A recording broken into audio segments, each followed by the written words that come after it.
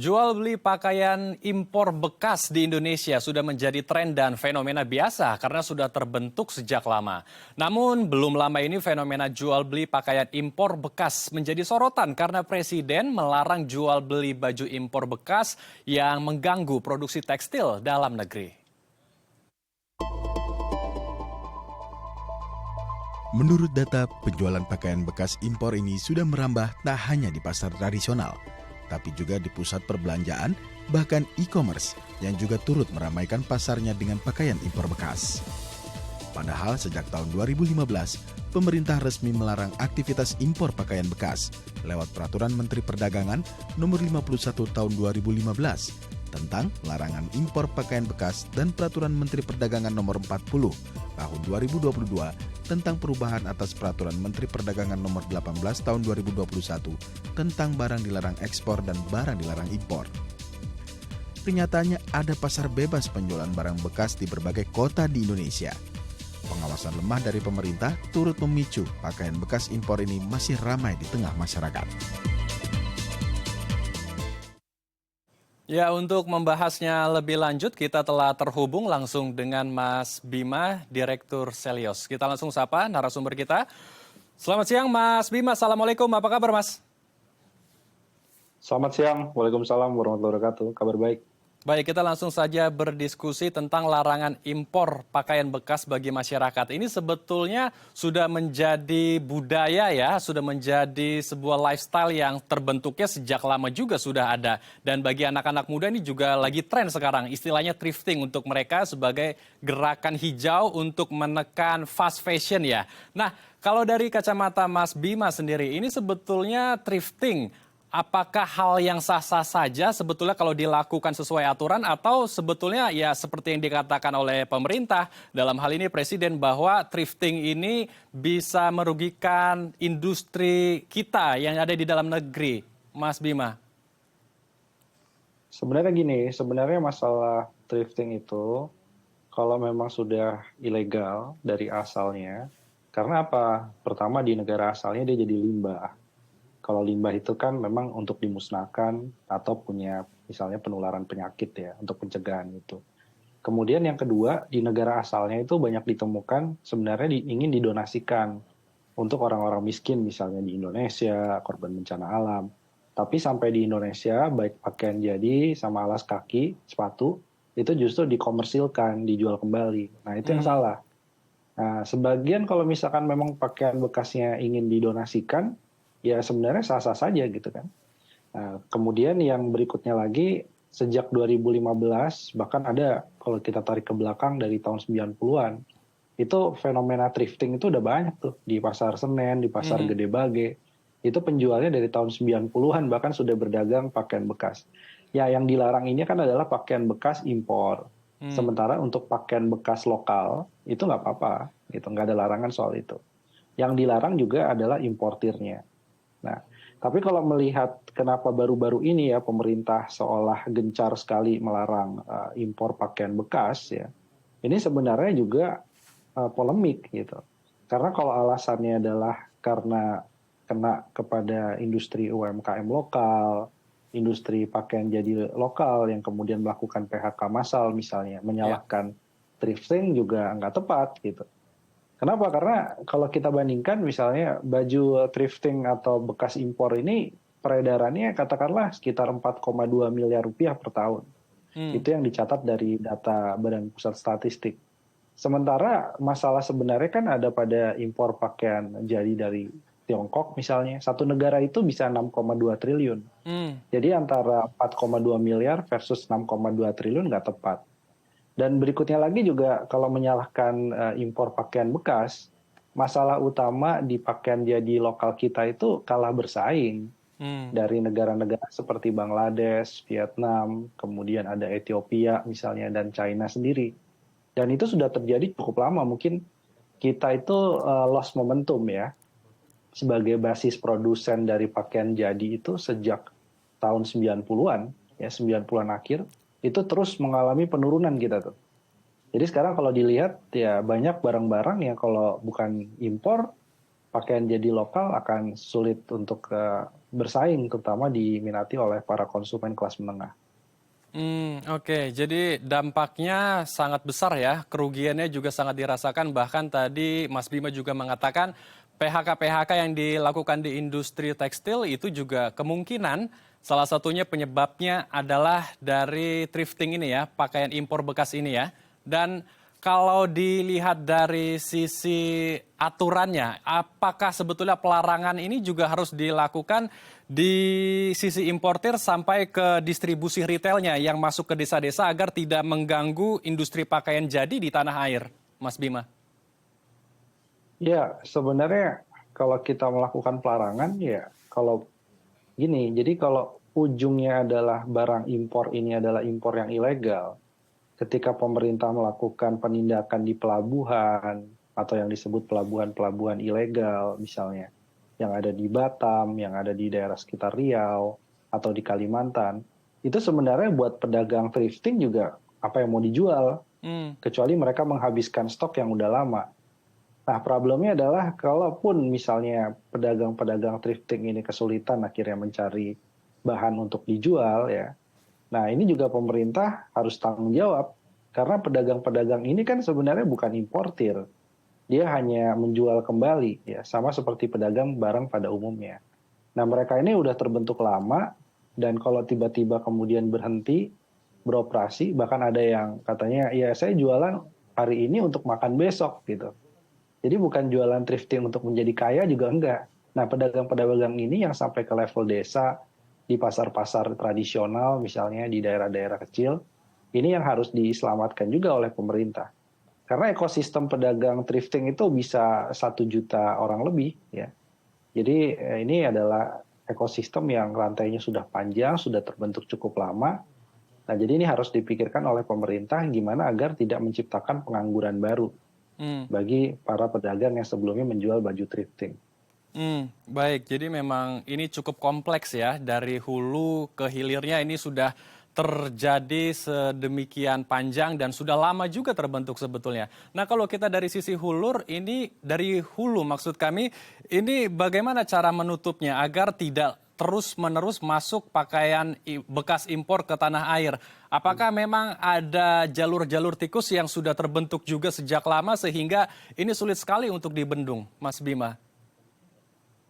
Ya, satu sebenarnya ada yang beli pakaian bekas itu lewat contohnya Alibaba. Hmm. Ya, jadi mereka beli dengan platform dari Tiongkok misalnya. Nah, jadi kalau gitu harus ada koordinasi dong sama platform yang jual. Juga harus koordinasi dengan pemerintah misalnya di negara lain. Sehingga sebelum sampai ke Indonesia itu barang sudah nggak bisa keluar dari pelabuhan. Yang kedua, ada model thrifting yang memang ilegal dalam artian masuk lewat jalur darat, jalur laut, yang pengawasan bea cukainya masih lemah. Hmm. Nah, ini yang perlu kemudian juga peningkatan. Jadi analoginya kalau barang-barang ilegal, barang-barang bekas apalagi impor itu bebas berkeliaran dengan pintu masuk yang begitu banyak, apalagi barang-barang berbahaya lainnya kan gitu ya. Jadi ini jadi apa ya, satu pengawasan yang utuh harusnya dilakukan oleh aparatur penegak hukum, bea cukai juga untuk menutup tadi yang disebut pelabuhan-pelabuhan ilegal atau pelabuhan tikus. Kemudian yang ketiga, ada juga importir yang memang tadi sebenarnya mereka coba untuk mendonasikan barangnya. Jadi sebenarnya tujuannya adalah didonasikan, diselewengkan nih oleh organisasi yang menampung barang-barang donasi tadi. Dilaporkan kepada para donatur, baju bekas ataupun sepatu bekas sudah disalurkan, misalnya kepada orang miskin di Indonesia, tapi kemudian disalahgunakan untuk dijual kembali. Nah, ini harus ada penegakan. Contohnya kemarin di Singapura. Di Singapura itu dideteksi sepatu yang didonasikan ternyata ketemu di Jakarta di toko thrifting. Nah, itu harusnya pihak penampung donasinya yang harus dikenakan sanksi. Hmm. Bukan di Indonesia, tapi di Singapura. Makanya ini harus ada kerjasama lintas negara, saya kira. Hmm. Baik, jadi harus menjaga lebih ketat lagi ya pemerintah di pintu-pintu masuk tanah air kita. Dan harus ada aturan tegas juga bagi siapapun yang menjual barang-barang donasi dari luar negeri ketika terlihat atau ditemukan mereka menjual barang tersebut yang awalnya itu hanya untuk donasi, untuk membantu sesama. Tapi disalahgunakan untuk dijual kembali demi keuntungan pribadi, itu yang harus ditindak tegas. Dan apakah juga diperlukan, Mas Bima, sanksi tegas untuk memberikan efek jera bagi tangan-tangan yang tidak bertanggung jawab agar rantai ini tidak terus terjadi, tidak terus terbentuk ke depannya, belasan tahun ke depan bahkan. Kalau bicara sanksi di Permendak tuh cukup jelas ya. Ada sanksi denda, ya kemudian juga ada sanksi bahkan pidana. Karena namanya jual beli ataupun importir dari barang yang ilegal. Yang ilegal udah pasti ada sanksi dan dendanya. Nah, cuman tadi masalah penegakan hukumnya ini yang harus dikawal bersama, terutama oleh masyarakat juga.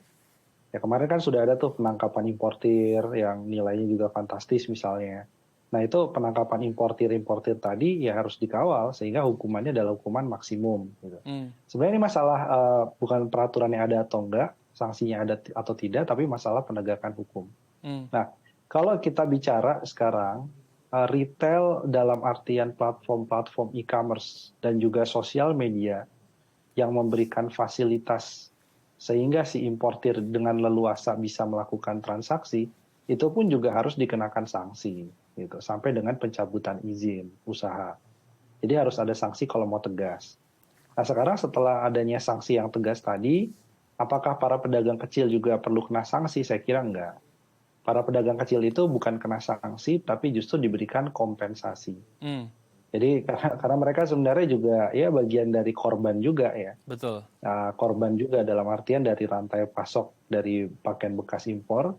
Jadi dihitung aja berapa bal ya, kalau dalam thrifting itu berapa bal yang mereka beli, yang jadi modal usaha. Nah itu dibeli oleh pemerintah, kemudian dimusnahkan. Nah sehingga uang yang sudah keluar dari modal tadi, bisa dipakai untuk alih profesi lainnya atau berjualan pakaian jadi lokal yang memang harusnya ke sana. Nah itu jadi kompensasi ini yang saya kira masih kurang didiskusikan oleh pemerintah. Kemarin dari Kementerian Koperasi UMKM lebih banyak bicara soal adanya pembiayaan murah dari perbankan gitu ya.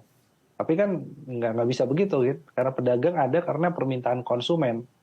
Nah sekarang konsumen kalau nggak beli thrifting, apa langsung beli pakaian jadi lokal juga belum tentu. Mereka bisa jadi larinya ke pakaian jadi impor yang baru. Yang sebenarnya itu juga jadi ancaman yang lebih serius daripada thrifting. Baik, menarik sekali diskusi kita Mas Bima. Kita akan lanjutkan lagi lebih dalam, namun usai jeda ya Mas? Ya. Baik pemirsa, jangan kemana-mana karena kami akan kembali sesaat lagi.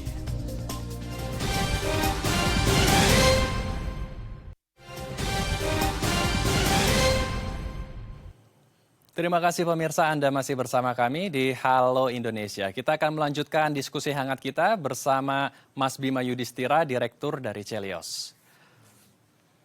Mas Bima, tadi di segmen sebelumnya Mas Bima sudah banyak menjelaskan dari sisi pedagang juga bahwa pemerintah jangan langsung melakukan cut loss, melakukan penutupan usaha impor pakaian bekas dari para pedagang, tetapi harus juga memberikan solusi dan memberikan kompensasi juga alih produk ke produk-produk lokal. Nah, yang menjadi pertanyaannya Mas Bima, banyak warga kita yang lebih suka nih menggunakan produk-produk branded yang lebih murah, akhirnya ya larinya ke thrifting karena mereka melihat juga kalau produk-produk lokal kita yang dihasilkan dari karya anak bangsa ini harganya jauh lebih tinggi dibandingkan harga-harga di pasar impor pakaian bekas ya. Karena ya pasti mereka akan berpikir masyarakat kita terutama yang menengah ke bawah kalau bisa mengeluarkan uang dengan jumlah yang tidak banyak dan mendapatkan harga yang mendapatkan kualitas yang premium ya kenapa harus membeli pakaian-pakaian lokal dari karya anak bangsa. Mas Bima gimana tanggapannya nih? Jadi memang thrifting itu memenuhi dua syarat ya. Yang pertama harganya terjangkau karena jelas dia bekas. Yang kedua dari segi kualitas, dia adalah barang-barang yang memang branded. Brandnya sudah terkenal, kemudian juga pasti kualitasnya juga relatif bagus. Dan sebagian thrifting yang masuk ke Indonesia itu sudah melalui sortiran. dari beberapa distributor. Ya, sehingga ada juga yang temu, wah ini thrifting nih kelihatannya baju atau kaos misalkan baru sekali dipakai nih di luar negeri gitu. Kondisinya 90%, 98% biasanya gitu ya kalau di iklan thrifting. Jadi artinya thrifting itu tidak melulu benar-benar bekas limbah. Ada juga tadi yang didonasikan itu masih benar-benar masih layak pakai. Nah, sementara kalau bicara para pengusaha lokal kita, tantangannya itu dari segi hulu. Sekarang thrifting dari mana? Thrifting paling banyak salah satunya dari Tiongkok, dari Jepang misalnya, ada juga dari Singapura, Korea Selatan. Nah sekarang kalau kita bandingkan di Tiongkok itu bahan bakunya itu diproduksi dari dalam negeri mereka sendiri untuk tekstilnya, benangnya. Indonesia bicara soal pakaian jadi, benang ataupun tekstilnya dan garmen itu pun kita masih impor ketergantungannya tinggi. Itu satu. Jadi diproduksi di Indonesia, bahan bakunya impor, nanti kemudian kita lempar, udah pasti akan biaya produksinya jauh lebih mahal. Kedua, di Tiongkok itu dan Vietnam, suku bunga itu sangat rendah bagi pengusaha tekstil pakaian jadi. Jadi kalau mau buka usaha pakaian jadi, konveksi misalnya, di China itu bunganya cuma 3% setahun. Nah, Vietnam itu 4%, Indonesia itu bisa 11-12% ke atas. Bahkan kalau UMKM mungkin lebih mahal suku bunganya. Jadi dari suku bunga pinjaman perbankan saja kita kurang kompetitif. Nah, belum kita bicara masalah produktivitas tenaga kerja, bicara soal mesinnya. Ya gimana, Tiongkok tuh luar biasa hebat ya. Dia begitu tahu gitu misalkan ada desain yang lagi ngetren di mana ya. Itu pun mereka langsung melakukan pembajakan dengan kecerdasan buatan, diproduksi massal di sana, dilempar lagi ke negara tujuan ekspornya dengan harga yang sangat murah. Nah jadi itu yang membuat mereka jauh lebih murah, lebih produktif, kapasitas produksinya besar, dan dukungan pemerintah. Nah sekarang dukungan pemerintah itu apa? Dulu kita punya diskon tarif listrik ya untuk pakaian jadi, industri pakaian jadi lokal. Nah ini mungkin harusnya dilanjutkan lagi. Kemudian ada lagi selain subsidi listrik juga bagaimana nih pendampingannya, bagaimana kemudian pemasarannya. Nah ini yang kalah kita dibandingkan dengan thrifting. Thrifting itu sekarang jualan bekas iya. Tapi kalau kita lihat para pedagang di online, di marketplace, itu bagus-bagus tampilannya. Fotonya thrifting itu nggak acak-acakan juga. Sudah disetrika, sudah dicuci gitu ya. Bahkan promosinya menarik misalnya buy one get one gitu. Udah barangnya cuma 50.000 misalnya kaos thrifting, itu buy one get one. Udah pasti kalah kita. Nah jadi memang pemasaran mereka juga bagus.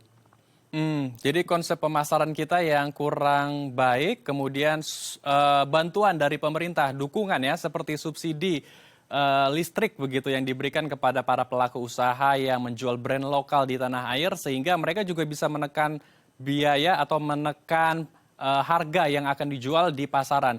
Lalu bagaimana sebetulnya untuk melakukan switching ya agar masyarakat ini juga mau menggunakan brand-brand lokal? Karena mindset warga kita, Mas Bima, mereka lebih ada pride, lebih ada kebanggaan ketika menggunakan merek-merek lain yang lebih branded, Mas Bima.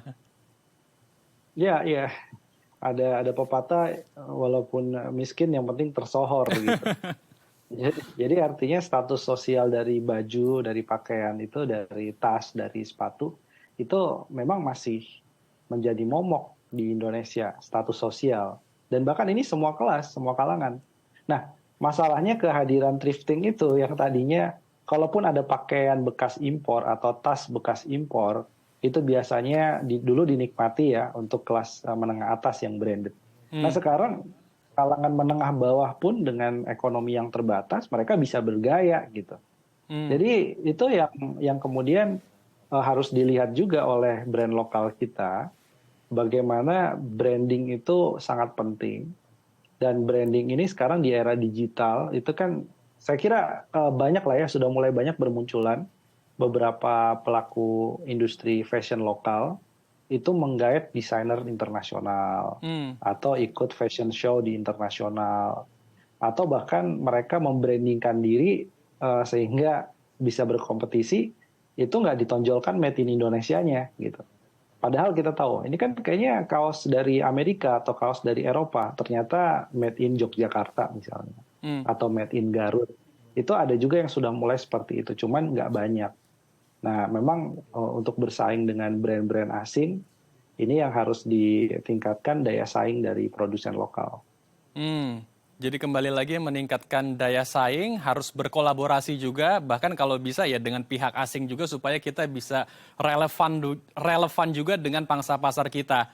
Nah, terakhir Mas Bima, apakah kita juga perlu membuat lapangan kerja baru lagi, terutama di industri tekstil ya, untuk menghidupkan gairah fashion kita dan kembali lagi agar kita juga bisa meningkatkan daya saing dan menarik warga kita supaya mereka bisa switching menggunakan produk-produk lokal, menggunakan brand-brand lokal, menggunakan hasil karya tangan-tangan anak bangsa kita? Ya, sebenarnya ada beberapa upaya yang bisa dilakukan gitu ya. Yang pertama tuh bisa aja tuh kita kolaborasi misalnya produsen-produsen lokal ini itu kolaborasi dengan brand-brand internasional nggak apa-apa, Uniqlo, H&M misalnya ya. Adidas, Nike. Yang penting adalah ketika brand-brand internasional menjual di pasar domestik, itu harus dipastikan baju yang mereka jual adalah dominan made in Indonesia. Nah ini sekarang yang miris ini kira-kira begini, pakaian jadi lokal kita itu menghadapi tantangan berbagai sumber sekaligus gitu. Ya, yang mulai dari brand-brand lokal itu kalah bersaing, ada thrifting juga, sampai di pakaian jadi yang ada di mall itu pas dicek adalah made in Bangladesh, made in Vietnam. Nah jadi artinya kita kalau membereskan satu persatu tidak cukup dengan pelarangan thrifting, tapi juga kerjasama dengan brand-brand asing justru untuk lebih banyak menggunakan produk Indonesia, made in Indonesia. Nah kenapa ini harus diselamatkan? Karena ekosistem pakaian jadi itu 3 juta orang yang terlibat tekstil dan pakaian jadi. Jadi ini cukup banyak. Sepatu tuh 800 ribuan orang tenaga kerja yang terlibat. Jadi pemerintah harus punya strategi yang utuh tadi ya. Sekarang masih ada pelarangan ini, pelarangan itu. Tapi pembangkitan dari brand lokal ataupun dari pengusaha lokal lah, itu masih minim di Indonesia. Jadi perlu ada dukungan yang lebih serius lagi. Kuncinya dukungan dari pemerintah dan juga para pengusaha agar brand-brand lokal kita ini juga bisa semakin meningkat lagi sehingga masyarakat kita mulai beralih dari yang sebelumnya suka thrifting ya kembalilah menggunakan produk-produk hasil karya anak bangsa. Terima kasih Mas Bima Yudhistira telah berbagi informasi dan berbagi perspektif dengan kami di Halo Indonesia. Salam sehat Mas Bima, Assalamualaikum. Sama-sama. Waalaikumsalam. Pemirsa, usai jeda kami akan mengajak Anda melihat pameran artefak Nabi Muhammad di Jakarta Timur. Informasinya usai jeda, tetap di Halo Indonesia.